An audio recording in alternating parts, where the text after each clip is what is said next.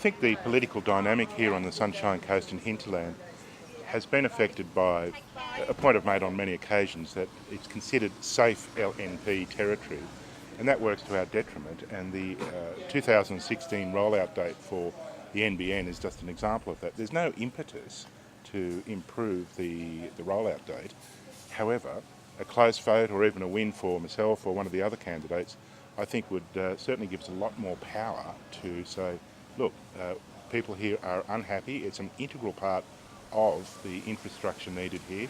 The other avenue that I'd like to let people know about is work I've done with GeoNexus, which is an outfit based here in the Sunshine Coast.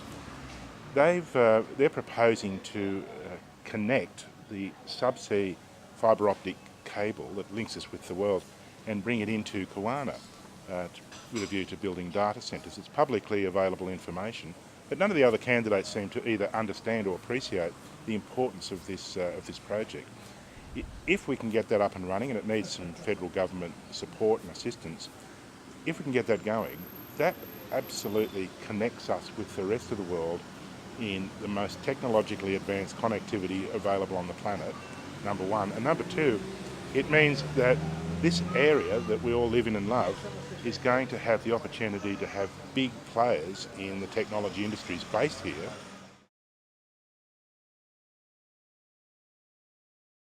Many people have looked at the renewable energy sources, I think, in a piecemeal approach. I think that's to our detriment. We need to look at how does it all connect together? How does solar fit with stored energy?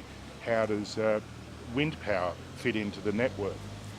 Now, there's a level of research and development that needs to take place, and I think in somewhere called the Sunshine Coast and hinterland, golly, what a great place to actually conduct that research, particularly if we've got high-speed connectivity with the rest of the world.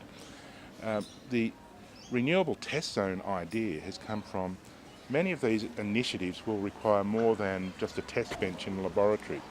They'll require actual installation of panels in groups, in communities, in villages, and then testing what effect that has on transformer yards, what effect it has on cabling, what effect it has on peak loads, to see how it works in practice. The other part of this, I think, that is missing is that we have good theoretical ideas that are untested economically. So the adjunct to my proposal was to have a department at the University of the Sunshine Coast around sustainable economics, and that says we need to use these examples, these initiatives, and measure them. Is the cost-benefit analysis really there? What level of government support will be required? It hasn't gone away as a critical issue, but I've noticed that both the leaders of the major parties, the LNP and our party, have tended to crystallise their views, particularly around issues like penalty rates. I don't think we're going to benefit from taking entrenched positions. Mr Abbott seems to be harking back to the long-lamented work choices, and Mr Rudd has made the point, the well-made point, that penalty rates aren't on the chopping block. And I think we've got to add a third way of thinking about this. It says we have in the Hawke-Keating years, particularly the Hawke years, a method for approaching difficult industrial issues of conditions and pay rates to the betterment of small business, to the betterment of the people working in those small businesses, by bringing people together and solving those particular apparently intractable problems.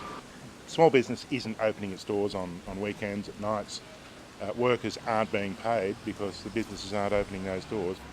One of the reasons quoted is the prohibitive penalty rate issue. There are others as well. The only way we're going to solve these problems is by a cooperative approach that says, has as its basis, one, small business has to prosper and flourish, and two, workers' conditions have to be protected to the point where it doesn't become a race to ever-decreasing wages conditions. It's not the strongest who survive, it's those who can adapt the best.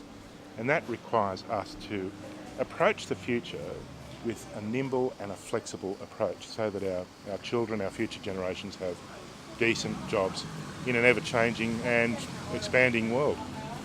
I like the idea that we've got some key infrastructure here that will give us a springboard into that future.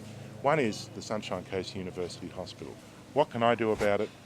I can fight tooth and nail to make sure that that hospital, that tertiary teaching hospital, is not downgraded. There are jobs to be had there. There are jobs in medical research. There are jobs in provision of specialist services. There are jobs in ancillary services that will go with a tertiary teaching hospital. If we allow the state government to cut it back to the plan that they're talking about, i.e. a privately operated free public hospital, and that's it, then we're actually damaging the future of not only the health services in the region now, but the prospects of our kids in the future. Same with the other initiatives that I've referred to earlier around high-tech industries. Everyone talks about it and says, oh, the future belongs to the high-tech. Of course it does. But you've got to have NBN. You've got to have connectivity to the rest of the world. You've got to have bandwidth. And after that, the imagination cuts loose and away we go. Is there something we're missing? Oh, how about some costings? How about some details that go with these words? I'm surprised that the Australian people in general, and here in Fisher specifically, have not been up in arms about these continuous promises to get the costings associated with these initiatives that the LNP have put forward, and they've left them now to the point where people aren't going to be able to assume, they're not going to be able to digest these vast amount of detail that goes with costings, other than something late on a Thursday or Friday night before the election. And it's too late. We don't know what we're in for. So these vague assurances about not cutting and and protecting the education budget, the health budget, all I can say to point to people is have a look at what the LNP did. And that's the model. Bring in this commission of audit, tell everyone, oh dear, the cupboard's bare, things are much worse than we expected. Oh well, we're going to have to do some dreadful things, and you know where that axe is going to fall. It'll be on the high cost areas, and health and education are amongst those. The think tank in Canberra, as late as yesterday, talked about the cost of living increases and the true facts around them, and they've actually, they're not rising anywhere near as fast as you'd believe the popular press would have you. But I think the problem is more detailed than that. People's wages have increased, home loans, mortgages have decreased much more than they have in the past. Other pricing commodities of electricity, as you mentioned, have gone up quite substantially. Now, if you take the average family on a mortgage, well, maybe you can rob Peter to pay Paul and actually improve. Here on the coast in the hinterland, we've got a large proportion of people, retired people, self-funded retirees, who are not paying a mortgage. They've paid their home off or they're in retirement care, and that's not an advantage that they're able to take in the balance of balancing the books, or in the equation of balancing the books. We've got some specific issues around those fixed costs, or those costs with electricity and services and medical needs that people need, are hurting a key part of our constituency here. What I can do about that is represent that the balance is not right. We're not getting through to people who don't have mortgages, who are benefiting from the lower interest rates, and we've got to make some allowance for that. The reasons as to why they should consider a vote for Bill Gissane and the Better Way on Saturday are the same reasons that we started with 12 months ago.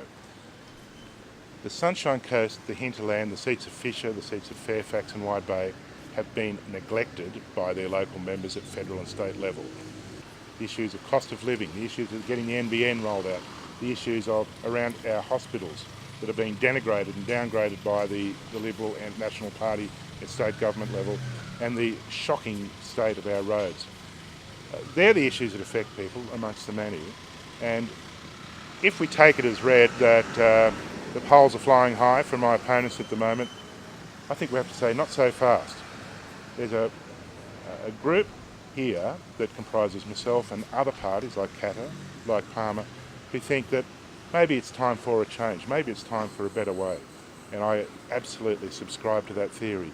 If we don't change things this time, we'll be cast into that role of being an LNP seat forever. We won't be able to get decent candidates to stand up and say, let's think about things in a different way, and we'll never see an improvement in the critical things that are required in this seat. when people go to the ballot on Saturday, I ask them to think about those things and consider heavily that it's time for change, it's time for a better way.